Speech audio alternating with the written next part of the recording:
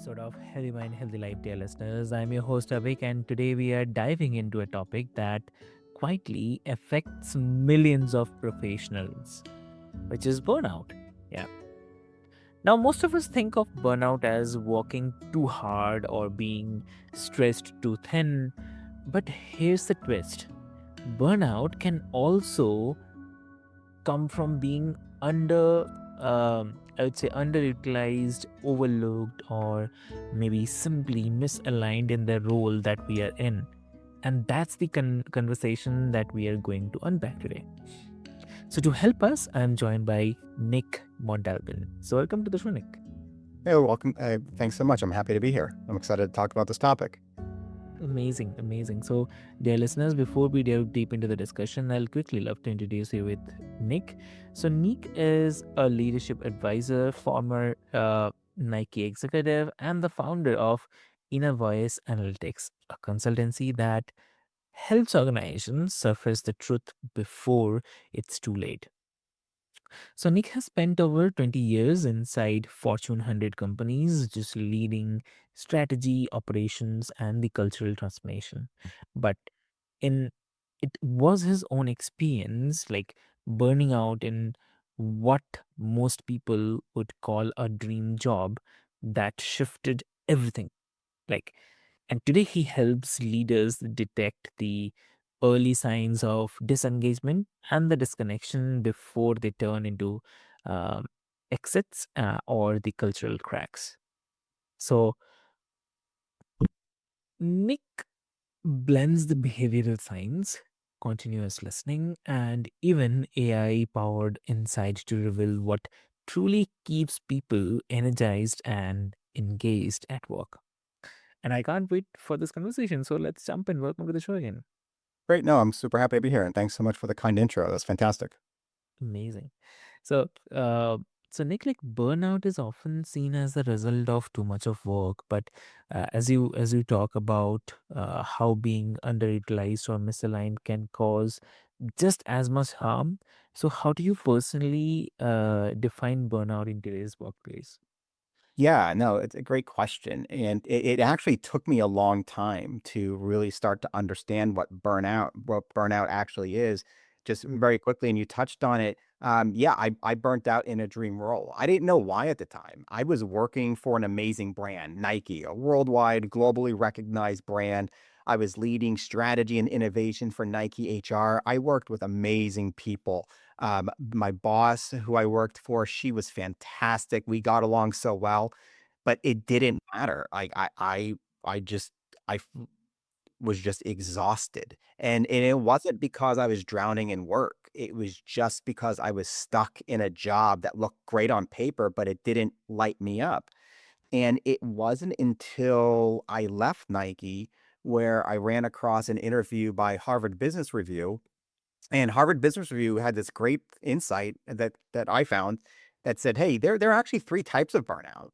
There's to what you articulated already. There's that overload burnout, right, where you're kind of working harder and more frantically to achieve success, often to the detriment of your health and your personal life at times. But there are two other burnouts. That there's under challenge burnout, where that occurs when you're bored or just not stimulated by your job, which really kind of leads to a lack of motivation. And then there's this third category called neglect burnout. And this results from feeling just kind of helpless in the face of challenges. Now, what's interesting about those three types of burnout, if you picture a Venn diagram, you could actually suffer from two of them. You could suffer from all of them, actually.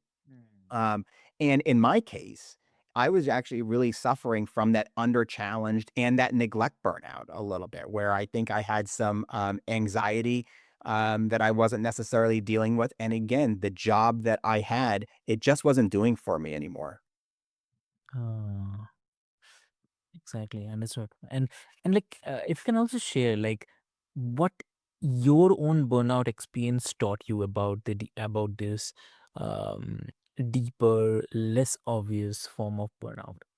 Yeah, I think one, it's a great question. I think one of the main experiences that this has taught me is that mental health, especially burnout, isn't just about workload load. It's really around finding true alignment and purpose uh, to things that matter to you, right? And that's something that this journey has taught me, that hey, it shouldn't necessarily be just about a paycheck. It's do the things that you love to do, and that's what's led me to go ahead and go start up inner voice analytics. Exactly. Yeah. Wow.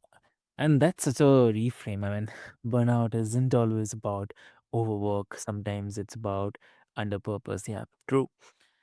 So, like many professionals, I say, stay in the roles that don't quite fit, like either out of loyalty, fear, or lack of clarity. So, how can leaders recognize when someone is um, burning out, not from the workload, but from the misalignment? Yeah, and I think what's interesting about burnout is personal to everybody, right? And I think the symptoms can be, but I think your question is great. Is like, what are some of those observable behaviors that leaders can go ahead and go witness? And so I'll just kind of toss out a few of them that I'm commonly seeing now as we continue to go ahead and go dive into more continuous listening with organizations. Number one, we're starting to see people withdraw from their work, right? They may end up not participating as much as they used to. Leaders may see people just kind of having a little bit of increased frustration and irritability in their work, right? I think there could be you can may start seeing some signs in communication where things can get a little bit sharper, or that tone gets a little bit more direct, right? Sometimes you can kind of see individuals where they would have maybe taken on this stretch assignment, right? Because they would have been excited, but all of a sudden they don't all of a sudden, right? So like all of those things that I just kind of outlined there, and don't get me wrong, there's many more, right? But all of those things may be sign that somebody is experiencing one of those three types of burnout, whether it's overload, under challenge, or neglect, or they could be experiencing multiple pieces of that. Mhm. Got it. Yeah. So, and like, what are some of the subtle signs like employees themselves should look out for to know if they are heading towards that kind of burnout? Yeah, I think it's, and I'll talk about some of the things that I experienced, and and what I'm also finding as we continue to work with organizations. Um, Sometimes, having difficulty concentrating, can be a sign of that burnout that it's starting to creep in, or maybe that short-term memory loss where, hey, you may have been known for remembering a lot of facts and whatnot, but now all of a sudden it's not that quick recall that's going on. The other thing that you may see is just kind of, fatigue and insomnia. Um, One of the things that I experience, and again, I've heard others experience the same thing, is it's very difficult to go ahead and go sleep through the night where you may wake up at the same time or around the same time every single night. In my case, it was 1:30 in the morning. No matter what time I went to bed, I would always wake up at that 1:30 in the morning, like clockwork. That might be something there. I also think that just having the case of, we always kind of say, the dread of the of Mondays. So Sundays rolling around, and it just you just have that sense of, oh gosh, another week is getting ready to start. That is also to me another sign of maybe misalignment, or it could be, yeah, you're just overloaded and you're just exhausted. Mm, exactly. Totally agree. Yep. Ooh, and like, um, you have built a career around helping leaders detect the cultural cracks before they become full blown crisis. So, what does workplace culture like either protect against or accelerate burnout? What do you say? Yeah, it's a great question. Mhm. Maybe we kind of talk about the accelerating of the burnout of it. What we're seeing.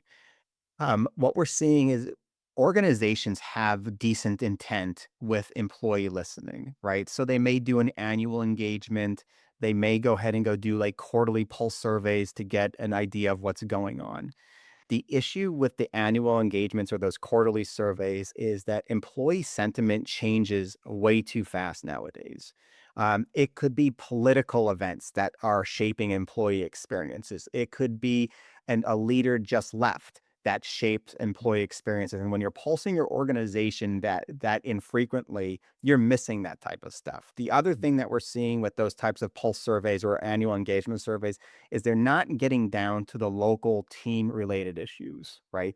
So that's something that's accelerating it. Leaders aren't hearing these things until maybe what could have been a rain shower in terms of a cultural crack now all of a sudden is a full blown hurricane or tornado, right? Mm. Um, the other thing though that's going on is that when the way the way employee companies are listening right now through those traditional surveys, they're getting the feedback, but they're being too slow to go ahead and go act on the feedback, right? And as a result of that slowness, that's accelerating people's burnout, so to speak, right? So again, I may have an employee who's under challenged, which was my case when I was working at Nike, um, Mm. that it just goes on and on and on over time, right? Whereas if we could have nipped it in the bud and had a conversation about it sooner, the outcome would have been very different. And the same thing could be held true for an employee that is just kind of completely overloaded with work, right? If I'm waiting for an engagement survey to come around on a quarterly basis, I may miss 3 months of action that I could go ahead and go take for that individual. Mm. Agree. And wow. So like I'd say uh, if an organization only has one level a lever to pull, like say like building trust through listening, how can they start making that shift in a practical way? Yeah, it's another great question. I think one, um, if you don't have a ton of resources for it, I think the best thing you could do is just hold some listening sessions. Don't overthink it. Hold them, get feedback, and then also think about what are some of the actions that I could take in that short term, that low hanging fruit to show employees that we're committed to going ahead and trying to make the environment better, which then gives people the trust that some of those longer term items may start to take effect. I think the worst case that can go ahead and go happen is that you go ahead and go do some listening sessions, or you do kind of do these continuous where you are kind of doing that continuous listening, but nothing happens. That's one of the ways that can go ahead and go erode trust. So I would say, um, and also don't make it generic too. You know, and don't shy away from the hard questions. Mm. Exactly. Wow. So wow, lovely. And like I love that because it shows like culture isn't about isn't some abstract buzzword, but it's in the everyday moments of listening and responding. So yeah, amazing. So Yeah. Yeah, and to your point, culture is something that has to be actively managed. And then when you're kind of waiting for those, again, that traditional engagement survey or those quarterly things, there's a lot of things that can happen, which is why you kind of need to be on the offense with continuous listening and really thinking about the employee life cycle and the employee experience from the moment somebody applies to your company to the moment somebody departs and they retire. Where are those continuous listening moments that you're taking, and how are you going ahead and looking at data, which is something that we leverage often with inner voice analytics, is that we take data from organizations, understand where their turnover is happening, which helps us start to figure out, well, it sounds like there's some smoke here. Maybe there's a fire that we need to go ahead and go start to address. mhm, correct. Lovely. So great. And one thing like if you had to give organizations one 90-day challenge to make meaningful progress against burnout, what would it be? It's a great question. Um, I think for a 90-day challenge, I would say authentically listen for 90 days. right? And what I mean by that is I would probably sit there and really try to boil it down to maybe like 7 to 10 questions that would Mm, resonate with employees, right? And I wouldn't necessarily try to figure out, um, let's get a pulse on, do our executives communicate well top down? I don't think that's necessarily what employees are necessarily looking for all the time. I think that's a piece of it, but I think there are other areas that, organizations need to focus on. For example, do employees feel like that they can go ahead and navigate their careers and have good internal career mobility? Do they feel valued? Do they feel like the work that they do connects to the bigger picture, to the strategy of the organization? Nobody wants to come on in and just be a cog in the wheel, right? So mm. I think there are a good 10 solid questions that you can go ahead and go ask, and really go ahead and go, listen, and try to segment, hey, what are the things that I could do short term? What are those things maybe in that longer term frame that I need to do? And how do I continue to show that we are making progress and we're actively doing this on a regular basis? Okay, got it, got it. Lovely. And wow. So, Nick, thank you so much for bringing such depth and clarity to the conversation.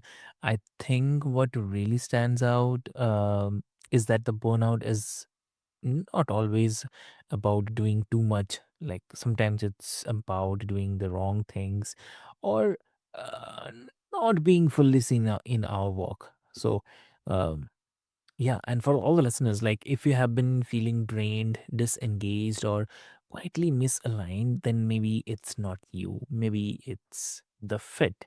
And maybe, just maybe, it's time to start listening more closely to that inner voice that Nick has been talking about. So, take a moment this week to check in with yourself and not just, am I working too hard? But also, am I walking in the right way, in the right place, or in the right things? So, as always, keep building a healthy mind, healthy life, and be happy. Thank you so much.